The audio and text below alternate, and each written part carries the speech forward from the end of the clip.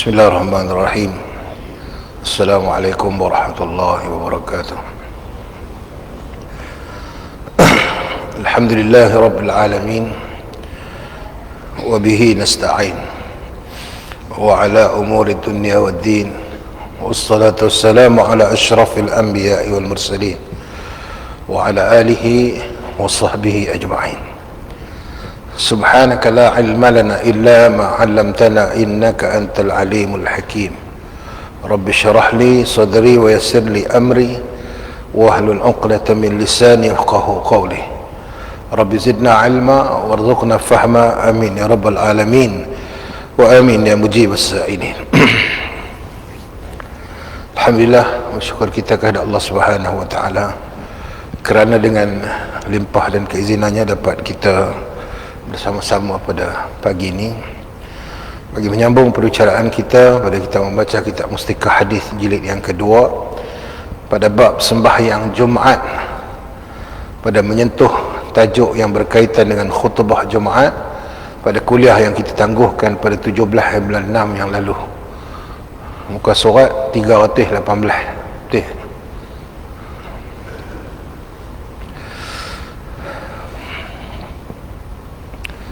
Hari ni tak apa sihat, demam ni, ketak lah, sejuk. Kukut siapa ada Panadol bagi tak.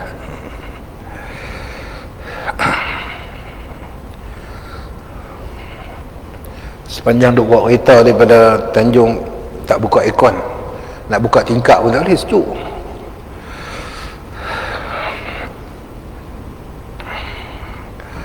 Baik, tuan-tuan yang dirahmati Allah sekalian,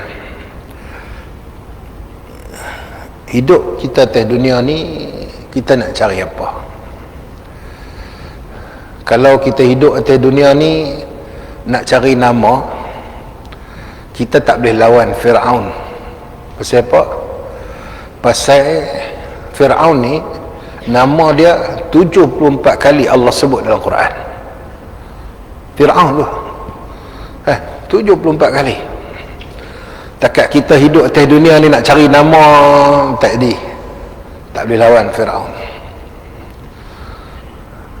Kalau kita hidup atas dunia ni nak cari pangkat, kedudukan, kuasa, kita tak boleh lawan Raja Namrud. Pasal apa? Allah cerita dekat dia kemuncak kekuasaan apabila dia mengaku dia sebagai Tuhan. Habis kan?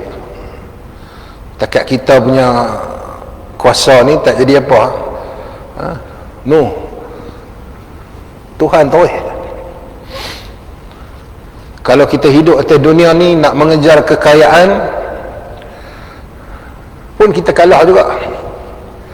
Sebab Allah cerita tentang seorang yang kaya dan kunci kekayaan dia tu penuh satu bilik. Siapa? Qarun. Maknanya takat kita punya kaya ni tik kuku dia. So apa yang kita cari dalam hidup ni?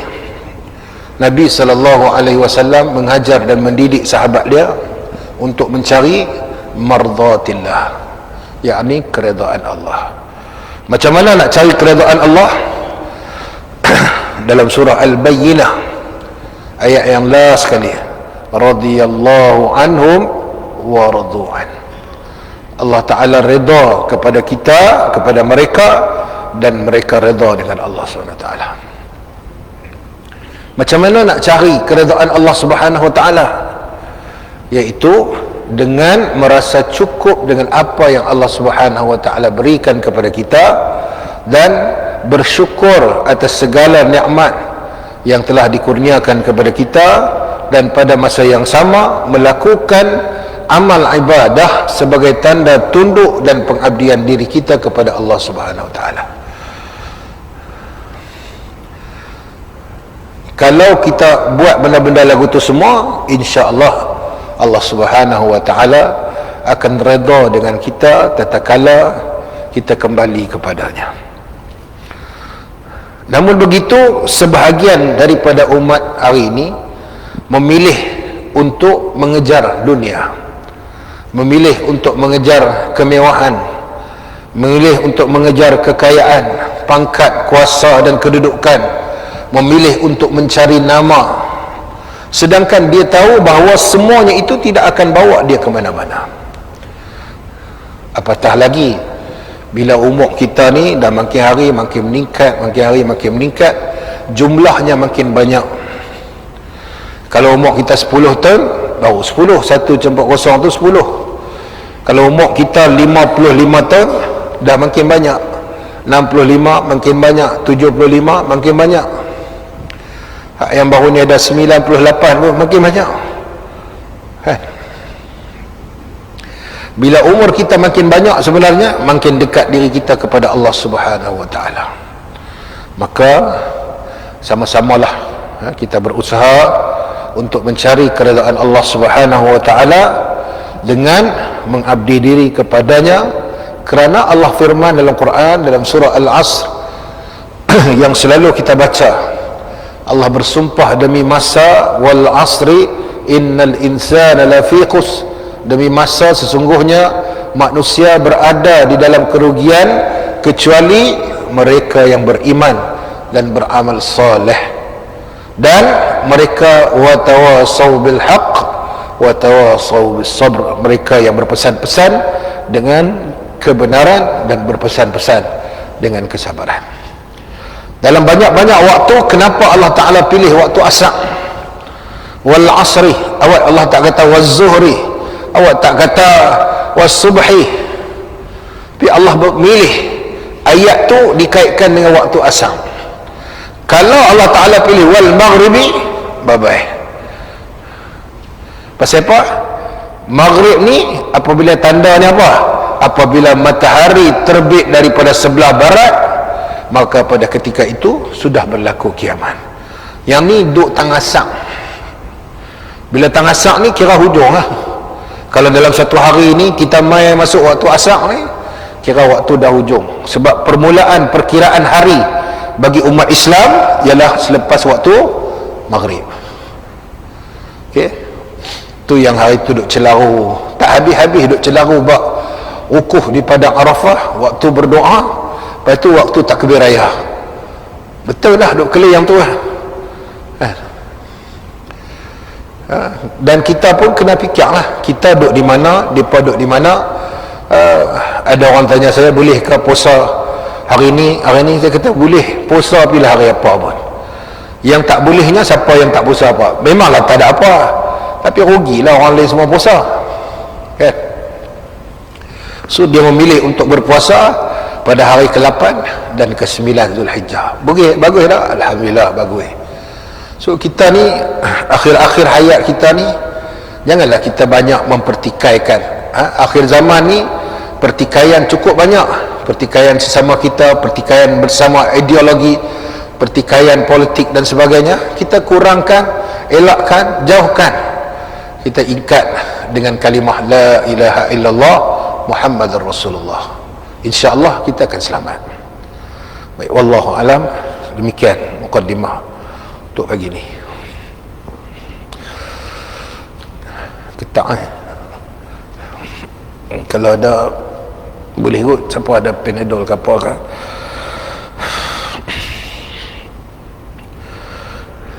Baik, khutbah Jumaat menjadi salah satu daripada syarat yang mengesahkan sembahyang Jumaat dan mempunyai tujuan yang besar, iaitu memberi nasihat, pengajaran kepada umat Islam yang sedang berhimpun di hari yang mulia.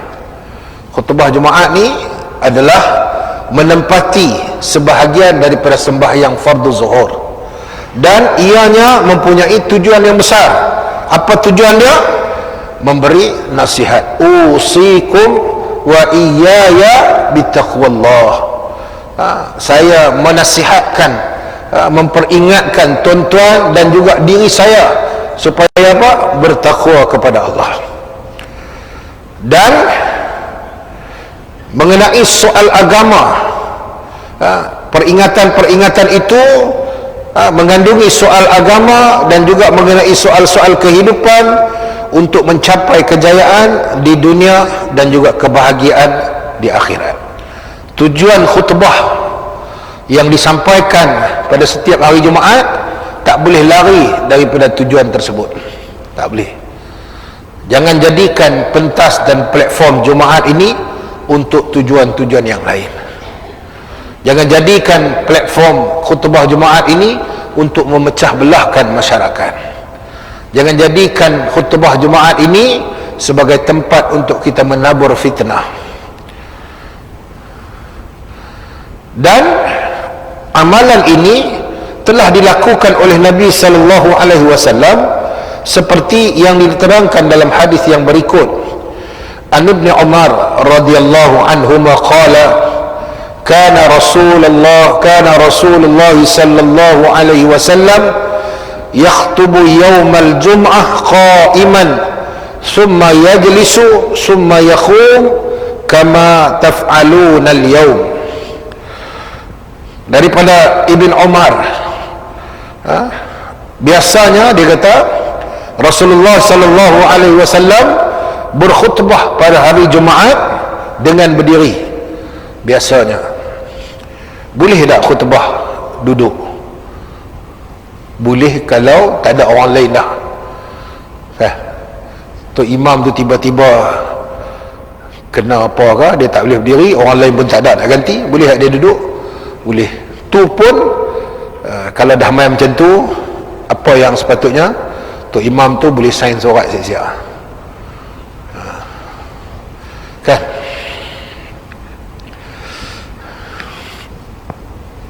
Sign surat melepaskan jawatan.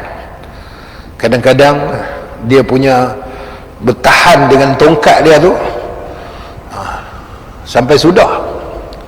Kita tak nafikan bakti dan jasa dia, tapi dalam suasana keadaan kesihatan dia, mungkin pada ketika itu sudah tiba masanya untuk dia melepaskan jawatan itu bagi pada orang lain. Tapi nak bagi ke orang lain pun kena tengok juga siapa yang nak ganti dia. Yang nak ganti tu mesti ada thiqah, mesti ada orang kata apa, karisma, mesti ada sesuatu yang boleh menjadi daya tarikan kepada jemaah. Kalau ustaz ni main baca khutbah, orang ramai. Kalau ustaz ni main baca khutbah, orang sikit. Macam mana nak tahu? Tengok collection. Pasal apa ustaz ni baca khutbah orang sikit? Pasal dia suka bagi panjang. Khutbah yang pertama sampai setengah jam, dia ni duk mengelisah tak kira dah. Tu tak masuk khutbah yang kedua lagi. Ada setengah orang suka ustaz ni, suka tok imam ni, pasal apa? Pasal khutbah dia pendek, 20 minit siap semua.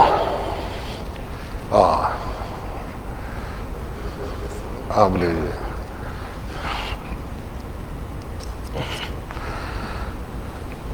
Sebab itu tuan-tuan, kata Nabi sallallahu alaihi wasallam, kana Rasulullah sallallahu, kata Nabi daripada Ibn Umar meriwayatkan bahawa pada hari Jumaat ni Nabi berkhutbah diri. Lepas tu Nabi duduk. Duduk tu waktu bila? Waktu duduk di antara dua khutbah. Dan masa duduk di antara dua khutbah tu, hendaklah kita diam. Jangan pula duduk masa dua khutbah tu duduk main handphone pula. Ada tu imam main handphone masa khutbah kedua? Tak ada kot. Jangan orang tengok. Ada sekali dulu saya khutbah di satu tempat, bila duduk di antara dua khutbah tu, saya duduk macam tak diam sikit, bukan pasal apa, pasal dia punya mimbar tu mimbar batu tu kecil. Lepas tu kita ni jenuh duk ijaz sekali lagi bang meloroi orang tu kak, tak pasal habis semayang ni. Dia kata, ustaz nak tanya satu soalan. Ustaz tadi di antara dua khutbah tu ustaz duk bergerak-gerak banyak. Lepas tu saya kata, pasal tak boleh, masa antara dua khutbah tu kena duduk diam, macam tomak ninah. Saya kata saya terima pandangan tu, saya ucap terima kasih. Tak payah kelai. Kan kalau kita duduk pergi kelai pula, panjanglah cerita.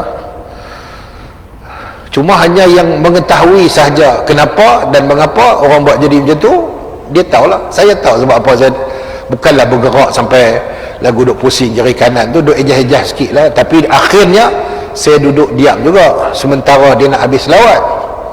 Tapi ada orang dia concern tentang benda-benda macam tu. So kita kena jaga. Sebab sunnah Nabi, lepas diri duduk, kemudian summa yaqum, kemudian dia berdiri semula, seperti yang kamu lakukan pada masa ini. Ditegaskan lagi daripada Jabir bin Samurah radhiyallahu anhu qala kanat lin nabi sallallahu alaihi wasallam khutbatani yajlisu bainahuma yaqra'ul Quran wa yudzakkirun nas. Biasanya Nabi Muhammad sallallahu alaihi wasallam membaca dua khutbah pada hari Jumaat. Ia duduk sebentar di antara keduanya dan ada juga membaca Al-Quran, dan memberi nasihat pengajaran kepada orang ramai di dalam khutbahnya. Maknanya apa tuan? Dalam khutbah tu kena ada sekurang-kurangnya satu ayat Quran, dan sebaik-baiknya pada tiap-tiap khutbah tu, khutbah yang pertama, khutbah yang kedua, kena ada ayat Quran. Nah, ada. Sebab tu kadang-kadang kita kena alert juga. Kena makan 4 biji sekali ni. Alhamdulillah, terima kasih. Oh. 4.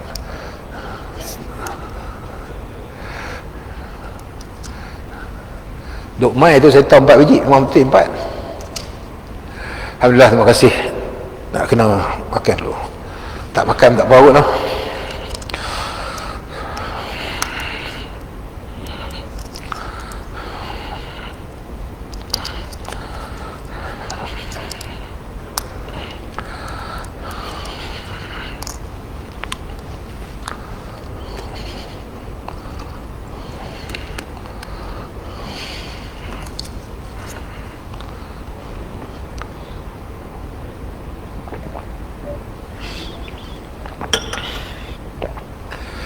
Dan khutbah itu mengandungi apa? Wa yudzakkirun nas, mengingatkan manusia. Mengingatkan manusia kepada Allah Subhanahu wa taala, mengingatkan manusia kepada sirah baginda Rasul sallallahu alaihi wasallam. Tak kira apa juga bentuk peringatan pula lah. Peringatan dibenarkan. Maka ulama fiqh menggariskan 5 perkara sebagai rukun khutbah, dan kalau tidak ada 5 perkara ni maka tidak sahlah khutbah itu. Okey,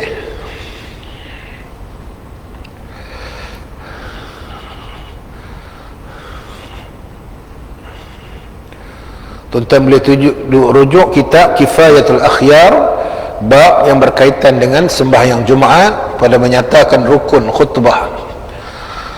Menurut huraian ulama rahimahullahu taala, rukun khutbah itu 5 perkara. Yang pertama, memuji Allah dalam khutbah yang pertama dan kedua dengan menyebut sekurang-kurangnya alhamdulillah. Khutbah yang pertama pun kena, khutbah yang kedua pun kena. Sekurang-kurangnya alhamdulillah. Lagi innal hamdulillah nahmaduhu wa nasta'inuhu wa nastahdi, semua boleh. Tapi dengan syarat alhamdulillah, memuji dan memuja Allah Subhanahu wa taala. Kemudian selepas daripada itu, selawat kepada Nabi sallallahu alaihi wasallam pada khutbah yang pertama dan khutbah yang kedua. Kadang-kadang orang selalu miss khutbah yang pertama tentang selawat ni. Cuba kadang-kadang sekali-sekala kita bang tengok, kemudian kita buat sedikit homework, tengok rukun khutbah betul ke tak. Alhamdulillah, alhamdulillahil qail nahmaduhu wa nasta'inuhu sampai habis. Asyhadu an la ilaha illallah sampai habis. Dua orang rukun. Allahumma salli wa sallim ala abdika wa rasulika, tiga rukun. Amma ba'du, faya ibadallah ittaqullah, rukun yang ketiga, yaitu berwasiat dengan takwa kepada Allah dalam khutbah yang pertama dan yang kedua dengan menyebut ya ibadallah ittaqullah ati'allah sekurang-kurangnya. Okay, yang tu paling minimum. Kemudian yang keempat, membaca Al-Quran sekurang-kurangnya satu ayat yang lengkap. Maknanya apa? Satu ayat, ayat 222 ayat tu tak boleh ambil sekerat-sekerat. Contohnya macam ni, firman Allah subhanahu wa ta'ala, innal insana lafi qus, tak boleh. Pasal apa? Pasal apa tuan? Sekerat. Okay? Dia innal insana lafi qus illa alladhina amanu wa amilus salihat. Sorry, wal asri innal insana lafi qus illa alladhi, yang tu satu ayat, dua ayat, illa alladhina amanu wa amilus salihat wa tawasaw bil haqq wa tawasaw bil. Kita ambil sekerat, ni sekerat, ni sekerat. Boleh tak? Tak boleh. Kurang-kurangnya membaca satu potongan ayat yang sempurna. Alif lam mim dzalikal kitabu la raiba fihi hudan lil muttaqin. Kita baca alif lam mim, satu tu kita kira-kiralah dzalikal kitab la raiba fihi. Dia tak habis ayat tu. Pasal apa? Dia ada 3 titik tu, dia kena sambung dengan ayat hudan lil muttaqin. Kalau kita ambil potongan-potongan ayat itu, maka rukun khutbah tidak sempurna. Okey. Kemudian yang kelima, dua-dua khutbah kena baca. Tapi khutbah yang kedua kita nasiblah, pasal apa, memang doa dah. Wa qala Allah Ta'ala fi kitabihil aziz, inna Allah wa malaikatahu yusalluna 'alan nabi ya ayyuhalladzina amanu sallu 'alaihi wa sallimu taslima. Yang tu apa? Ayat Quran. Al-Quran kena baca lagi habis. So khutbah yang kedua selamat. Khutbah yang kedua boleh memadai dengan bacaan tu, ataupun kalau kita nak tambah yang lain pun tak ada masalah. Kemudian berdoa untuk orang-orang yang beriman seperti menyebut Allahumma ghafir lil mu'minina wal mu'minat wal muslimina wal muslimat al ahya'i minhum wal amwat. Berdoa untuk orang-orang Islam dan orang-orang yang beriman dalam khutbah yang kedua. So cuba tuan-tuan perhati tengok Jumaat dok mai ni, kita punya tok khatib kita sempurna dah. Bukan nak pergi hentam dah, tapi dengar lah, nak, sebab kita belajar, kita kena tengok. Baik, syarat khutbah adalah seperti berikut. Tadi rukun khutbah, yang ni syarat khutbah. Masa membaca khutbah itu ialah di dalam waktu zuhur sebelum sembahyang. Waktu zuhur sebelum sembahyang.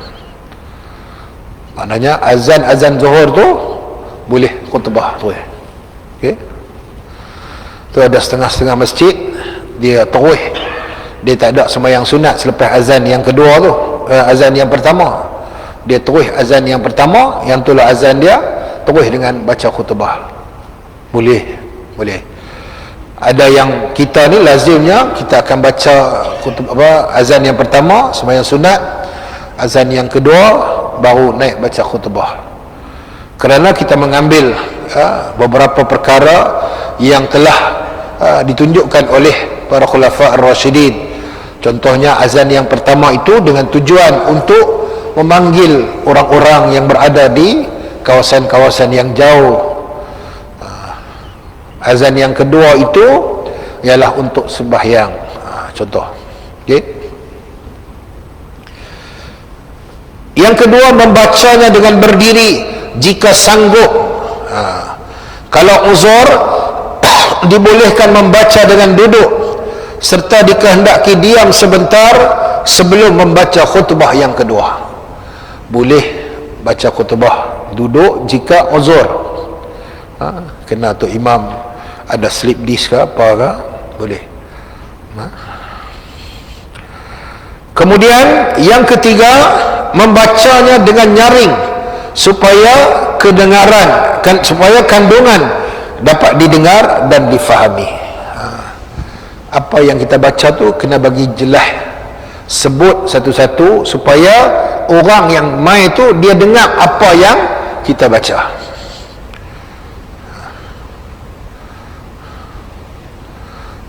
Dan sebaik-baiknya khatib Jumaat ini sebelum dia menaik ke mimbar untuk membaca khutbah ataupun berkhutbah, dia kena buat revision sikit supaya dia tidak melakukan kesilapan-kesilapan yang ketara ataupun kesilapan-kesilapan pada bacaan ayat-ayat Al-Quran.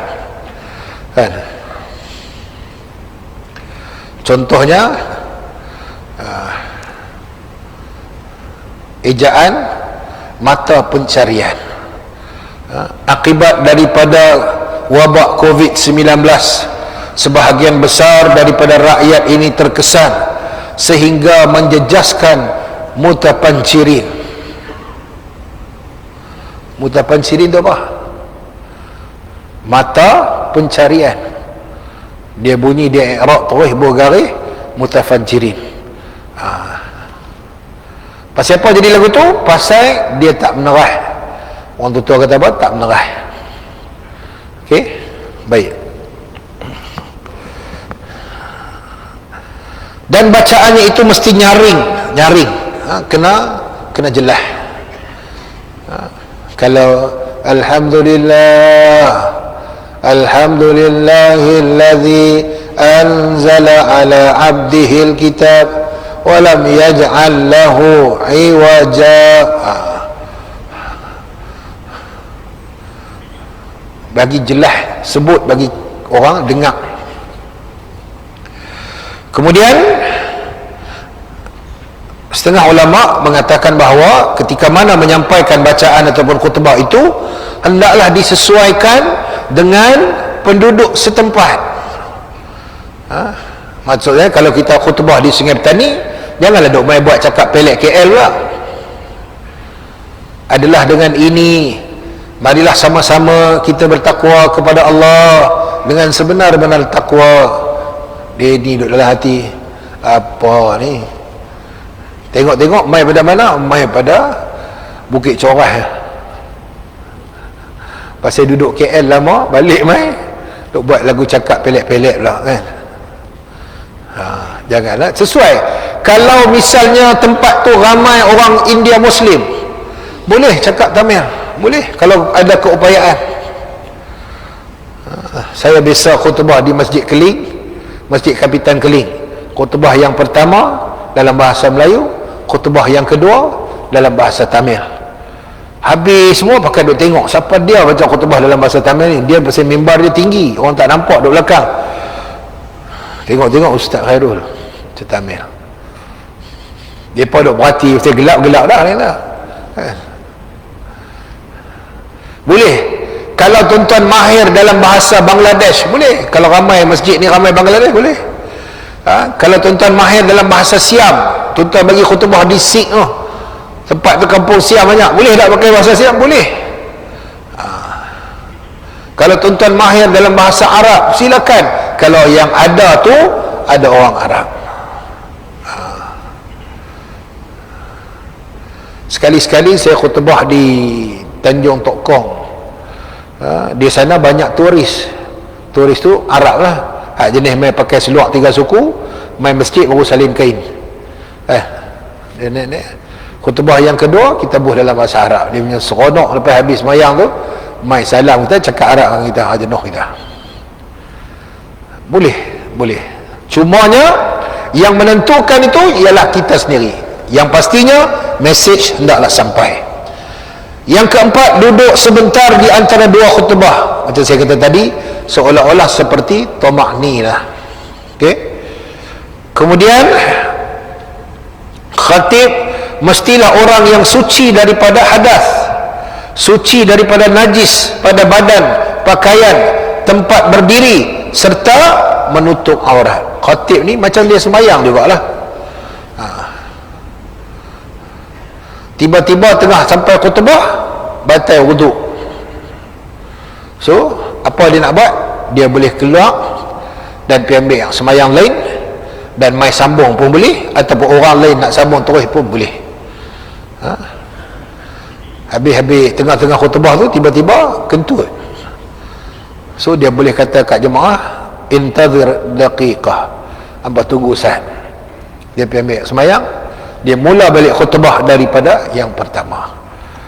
Ada yang buat ganti terus pun boleh, tak ada masalah. Sebab tu teks khutbah tu kena letak atas rostrum tu.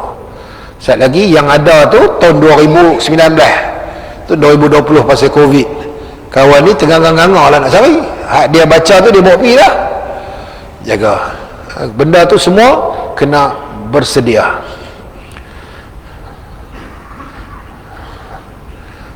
Baik, tutup aurat. Saja nak ingatkan, bagi khatib-khatib yang berdiri di atas tangga macam ni okey, macam ni okey. Yang berdiri di atas tangga, pastikan bahawa orang yang di bawah tangga ni tak nampak bawah kain kita. Kan ada tangga yang tinggi, kan kena kipas angin lalu tu, dia baru punya kembang bunga teratai di Tasik Madu. Kembang kalau tak ada isi tak apa. Kembang-kembang Allah. Kawan ni duduk di bawah. Sebab tu kalau mimbar yang macam ni, kalau yang mana masjid bubuh cermin, hati-hati. Dan tu imam pun sebaik-baiknya pakailah seluar di dalam. Walaupun memang tak disuruh tengok belah bawah, tapi kadang-kadang mata ni jahat. Dia saja nak tengok. Ni duk sembang kemas sangat, tengok Allah. Jangan. Memanglah dari segi hukum pun memang tak boleh lah nak pergi tengok selok kain orang. Kalau selok ni tang mana duduk pun nampak. Tapi tak payahlah, kita kena hati-hati. Pakai seluar kot dalam boleh, ataupun buat macam Arab. Pakai seluar 3 suku, pakai jubah kita, pakai kain. Jangan lupa pakai pakaian dalam. Nak pesan. Kemudian rukun-rukun khutbah yang telah diterangkan pada bahagian yang lalu hendaklah dibaca menurut lafaz asalnya, iaitu dalam bahasa Arab. Rukun khutbah tadi, puji-pujian, selawat, ittaqullah, ayat Quran, doa, semua tu wajib dalam bahasa Arab. Naik segala puji bagi Allah Tuhan seluruh sekalian alam. Selawat dan salam ke atas junjungan besar Nabi Muhammad sallallahu alaihi wasallam. Hukumnya khutbah tidak sah. Tapi kalau dia dah baca dah, alhamdulillahirabbil alamin wassalatu wassalamu ala asyrafil anbiya'i wal mursalin wa ala alihi wa sahbihi ajma'in. Kemudian disebut segala puji bagi Allah Tuhan semesta alam, selawat dan salam, yang tu tak apa, dia dah cover siap dah. Okey, baik. Begitu juga kepada rukun-rukun yang lain seperti membaca ayat Quran. Begitu juga dengan doa, sekurang-kurangnya doa Allahumma ghafir lil mu'minina wal mu'minat wal muslimina wal muslimat al ahya'i minhum wal amwat. Boleh tak kita doa kepada pemimpin, yakni sultan ataupun raja? Diharuskan, tak ada masalah. Ada setengah orang tak mau baca. Bila tanya siapa tak baca, Nabi tak baca. Zaman Nabi mana ada sultan, mana ada raja, kan?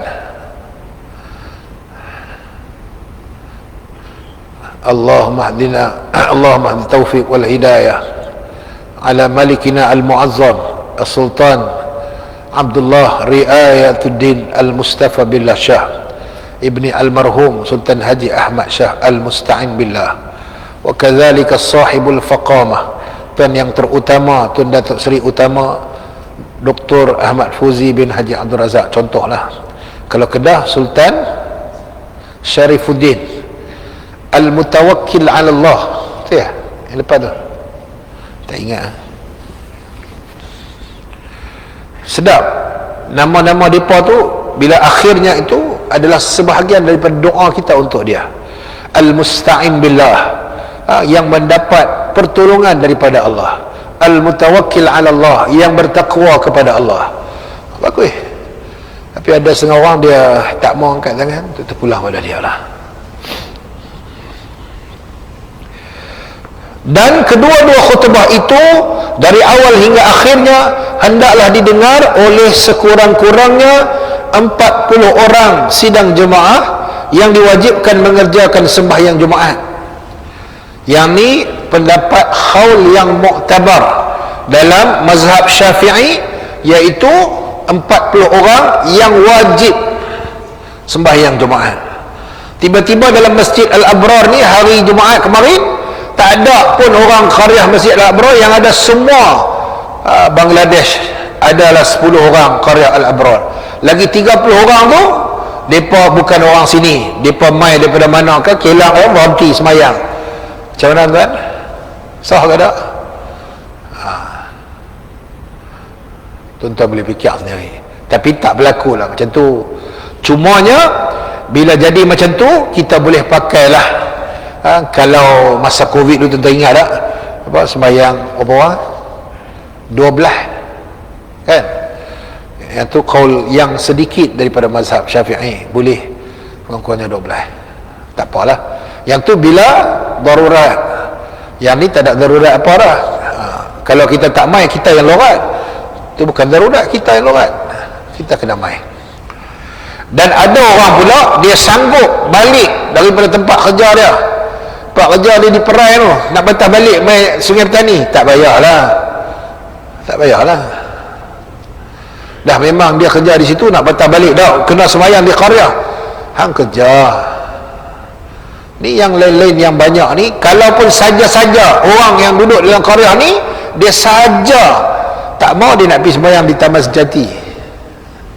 Pasal apa? Dia tak ngam dengan Tok Imam tu, ataupun Tok Imam ni kala lain, dia nak pergi sana.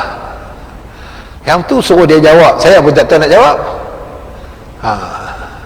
Patutnya qaryah kita lah. Dan seboleh-bolehnya, kecuali ada rukhsah, misalnya dia tak sempat balik lah pada masa tu, dah azan, khatib dah nak naik atas mimbar dah, masa tu dia baru sampai dekat masjid yang dekat Petronas tu, masjid apa?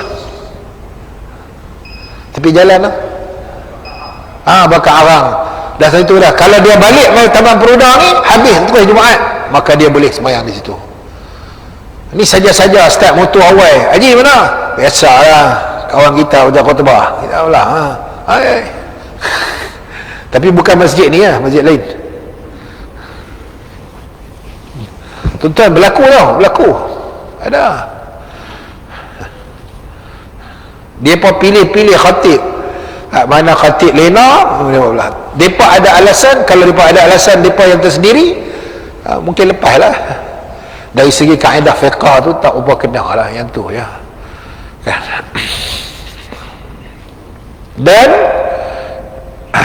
yang ke-8, muwalat, yakni berturut-turut, yakni antara khutbah yang pertama dengan khutbah yang kedua, dan di antara dua khutbah itu dengan di antara kedua-dua khutbah itu pula dengan sembahyang Jumaat. Janganlah pisahkan dengan masa yang lama bahkan hendaklah dilakukan secara berturut-turut. Jangan lama sangat. Kalau break tu jangan lama-lama sangat. Sebab tu ada setengah ulama kata antara dua khutbah tu tak payah selawat pun tak apa. Tak payah selawat pun tak apa. Sebab masa tu ialah masa mustajab berdoa. Okey, maka ambillah peluang masa tu untuk berdoa. Bagi mana-mana masjid yang tidak selawat, maka dia boleh berdoa. Tujuan kita selawat tu daripada kita duduk saja. Kadang-kadang kita ni kan jenis khalid, mata nak pejam dengan nak celik sama banyak, tahu habis dah. Orang gerak je qamat dah. Padahal kawan tu berkenal dia baru khutbah yang kedua, makin Allahu Akbar, tak tengok dia seorang yang sembahyang. Memang kena dalam masjid ni kadang-kadang ada kaki pengenal pada kita. Jangan buat nayah kat orang begitu dah. Kemudian janganlah dipisahkan terlalu lama. Okey, duduk lama sangat. Selawat pun selawat yang pendek-pendek sudah. Allahumma salli wa sallim wa zid wa adi wa an'i wa tafaddal wa barik. Yang ni khutbah ni apa, selawat nikah. Bacalah Allahumma salli ala Muhammad wa ala ali Sayyidina Muhammad. Cukup kan? Lepas tu kita dalam hati jawab sallallahu wasallam alaihi, dalam hati. Okey, baik. Perkara-perkara sunat yang berhubung dengan khutbah Jumaat menurut Al-Imam An-Nawawi rahimahullahu ta'ala, perkara sunat yang berhubung dengan khutbah ini banyak. Antaranya khutbah dibaca oleh khatib atau imam di atas mimbar, dan mimbar itu hendaklah pula terletak di sebelah kanan mihrab. Ni, jangan siapa buat masjid mimbar duduk belah ni. Siapa yang buat tu belah ni, kontraktor pun tak erti, jawatankuasa pun tak erti. Okey, cuma hati-hati bila kita masjid kita ada renovation, contohlah nak tukar depan ni, nak bubuh hak kristal ke apa ke, mihrab ni tak ada, kita injak mai ke depan ni. So belah ni kita bubuh apa, mihrab apa, mimbar yang sementara. Jangan bubuh belah ni, ikut asas. Dan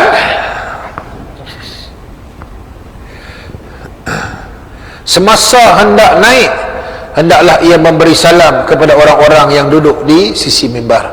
Naik-naik tu Assalamualaikum warahmatullahi wabarakatuh.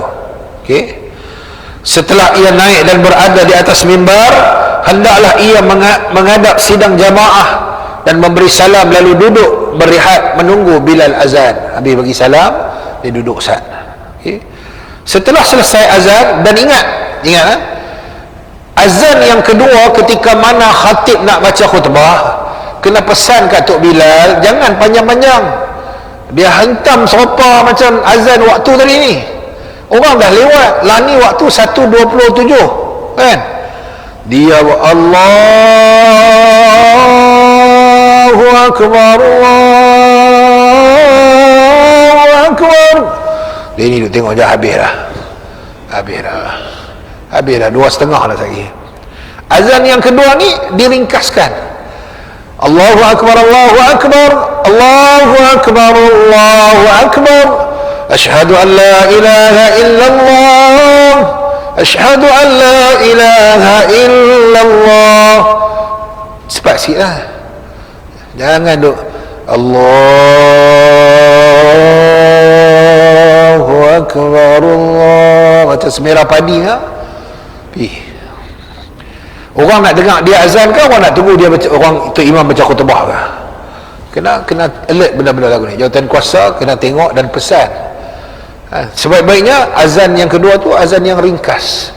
Sebab azan masuk waktu dah azan dah tadi dah kan. Dan kita pun Bilal ni dia kena main peranan, dia kena tengok waktu bila. Kalau waktu zuhur dan waktu tu hari Jumaat, tak payahlah duk pergi panjang-panjang sangat. Azan-azan tu dia ada lagu tadwir, dia ada bacaan secara tartil, dia ada bacaan secara tarannum. So tak payahlah Allahu Akbar, Allahu Akbar. Lambat 10 minit azan betul imam kalut lah. Bismillahirrahmanirrahim, sambung baca khutbah pun terketak-ketak, nak bagi perhabis. Dia tengok jam pukul 2, tak lagi tu imam nak masuk kerja 2.45, takut tak ada. Kerja pula duduk di gurun tu. Okey, kena pandai-pandai. Setelah selesai azan, ia bangun memulakan khutbah dengan memegang tongkat di tangan kirinya. Yang ni ada khilaf, ada yang kata kiri, ada yang kata kanan, ada yang kata tak payah pegang pun tak apa, tapi bersempena dengan apa yang Nabi pernah buat. Nabi memegang pedangnya. So ada yang kaul kata belah kanan, ada kaul kata belah kiri. Tak apa, jangan berkelih. Sekejap lagi duduk berkelih, pergi baling pula tombak tu kat orang, tak pasal. Tak payah. Benda tu benda khilaf saja. Buang masa banyak dia bertengkar pada benda-benda khilaf ni. Nak pegang, tak mau pegang, sudah. Dan cara penyampaian tiap-tiap kalimah itu hendaklah disebut dengan betul, jelas dan terang. Dan ia dikehendaki memilih susun kata yang indah dan mudah difaham, supaya apa yang disampaikan itu meresap masuk ke hati pendengarnya dengan berkesan. Tuan-tuan, khutbah tak mesti panjang. Saya punya prinsip sampai khutbah jangan lebih 15 minit, jangan lebih. Kadang-kadang teks yang kerajaan bagi ni dia buat lama dah. Masa tu waktu sembahyang ni mungkin dah lewat, so kita pandai-pandai adjust. Janji kena pakai teks. Lepas tu kalau apa-apa orang tanya, pakai tak teks ni? Pakai. Kena pakai lah. Lepas tu kita buatlah ulang kaji sikit, tak mana nak potong, bagi cukup-cukup masa. Tapi kalau khutbah tu memang pendek, tak apalah, tak ada masalah. Bukan saya nak ajak buat jahat dah, tapi nak pesan. Dan janganlah ambil khutbah yang lama-lama. Dia ni nostalgia, dia teringat aku mula-mula baca khutbah Alhamdulillah Rabbil Alamin sampai habis. Bertakwalah kamu kepada Allah dengan sebenar-benar takwanya pada hari yang panas ini, padahal di luar tu gelap. Kita seolah-olah meraihkan suasana yang muram. Allah, semua pakai duk cangak tengok, gelap kan, nasib baik termini gelap. Nampak macam gelap lah dia. Kalau tengok belah ni cerah kan. Kena hati-hati.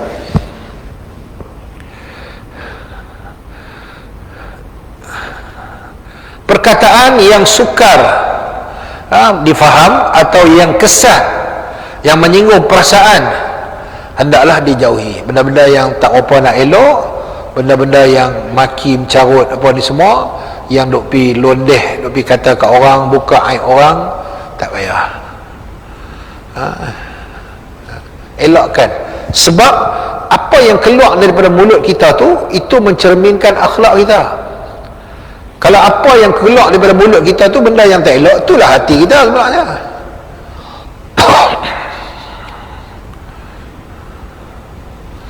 Kan, tuan-tuan tengok jemaah tabligh, apa orang tak kata kat mereka? Mereka nak pi buat apa, ziarah petang-petang, kita nampak daripada jauh tu tutup pintu-pintu semua. Abang kat anak kita, jangan buka tu tabligh main. Lepas tu dia pun bagi salam, Assalamualaikum, kita pun tak sampai hati keluar. Ini kata tuan-tuan, apakah insya-Allah kalau jika ada kelapangan, lepas maghrib kita ada majlis fikir atas iman dan amal, kalau boleh abang ambil bahagian insya-Allah. Ni aku kena masjid ni lama pada hang, hampa ni baru. Janganlah. Kita tak tahu ending satu-satu orang mana, kita tahu. Tuan-tuan pernah terfikirkah apa nama tu, Lisa Surihani kan? Sikit punya ragat lah dulu. Lah ni tuan-tuan nak tengok dia pakai tak tutup aurat, memang tak ada lah kan. Dulu kita tengok Nabil Ahmad yang pengacara tu, dia boleh melawat tepuk tampak dengan orang lah. Lah ni dia duduk jauh sepatu. Bagus. Maknanya ada hari makin orang mula sedar. Cuma yang tak berapa nak sedar tu, kita doa lah, Allahumma hadi qaumi innahu la ya'lamun. Okey, baik. Dan yang keenam, khutbah itu biarlah sederhana panjangnya. Jangan panjang sangat. Semasa berkhutbah hendaklah memandang ke hadapan, jangan memaling ke kiri dan ke kanan, jangan pula menunjuk dengan tangan, dengan jari telunjuk. Ni hampa kena ingat. Jangan. Takat angkat sikit-sikit tu tak apa. Jangan. Ada biasa saya jumpa khatib tu, ni yang duk lena tu bangkit, Allah, dia tu terkejut. Jangan. Dia lena pun dia dapat pahala tu. Pahala apa? Pahala apa? Masuk masjid tadi dia buat apa?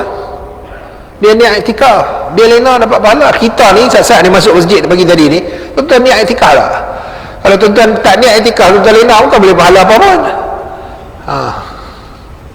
Baik yang tadi lena.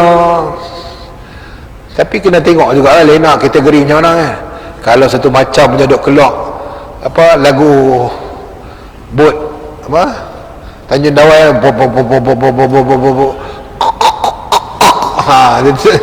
tu kena duk tegak sikit kan, kuih macam tu sekarang kan.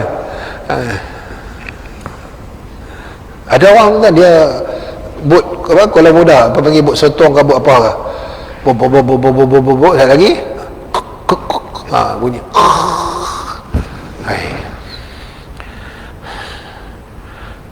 Tuan-tuan tak percaya, balik sana tidur, rakam suami tengah tidur bunyi apa. Ada yang bunyi gigi, yang tu saya tak boleh tahan. Takat bunyi mengeruh tak apa lagi. Kadang-kadang orang tanya, orang perempuan tanya, mengeruh sekurang-kurangnya hantar aku hidup lagi. Sekali kalau hantar dengar apa makruh juga hukumnya memuji-muji dengan berlebih-lebihan semasa berdoa untuk ulil amri. Janganlah puji lebih-lebih sangat. Ulil amri ni doa saja. Intan, payung, apa ni tak payah. Tetapi berdoa untuk mereka, semoga mereka sentiasa mendapat hidayah, petunjuk dan berada di jalan yang diredai, tidaklah makruh, malah harus dilakukan. Yang ke-8, sidang jemaah hendaklah mendengar khutbah dengan penuh perhatian. Mereka dilarang melakukan sesuatu yang melalaikan semasa khatib sedang membaca khutbah, sama ada bercakap semasa orang duduk berdekat sesama dengan orang yang duduk berdekatan, ataupun melakukan perkara yang lain, kerana yang demikian itu adalah perbuatan yang sia-sia dan merosakkan kesempurnaan solat Jumaat. Masa dia buat kitab ni, handphone tak keluar lagi. Tahu? Masa dia buat kitab ni, terbilang kan?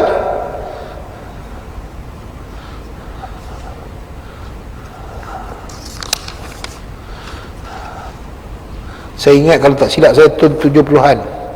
Sorry, tahun 84. Masa cetakan yang pertama tahun 84. Tahun 84 tu baru tingkatan 2. Mana ada handphone ni? So apa hukum main handphone? Sama macam cakap, walaupun dia tak cakap. Dia mesej orang, lepas tu tangkap gambar viral dalam kampung. Tengok tu imam, yang ni tak boleh lah. Balas WhatsApp macam kita bercakap dengan orang tu. Tuan-tuan, ambil lah masa sikit, buang dunia kita ni, letak handphone di tepi. Letak handphone di tepi. Yang tu imam pun sama tu bagi salat, Assalamualaikum warahmatullahi, Assalamualaikum warahmatullahi, Astaghfirullahaladzim alladzi la ilaha illa huwal hayyul qayyum wa atubu ilaih. Tengok handphone, bagi tahu kata bila ni balik orang perempuan suruh beli beras, tolong baca doa. Kalang kabut tu imam pun, janganlah. Bagi selesai sembahyang, tak lama mana pun kan. Kita punya masa kita dengan dunia dah banyak lah. Bagilah masa sedikit kepada Allah SWT. Khatib dikehendaki mengakhiri khutbah yang pertama dengan beristighfar.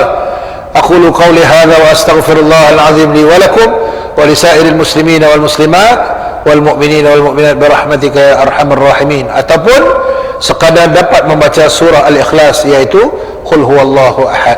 Okey.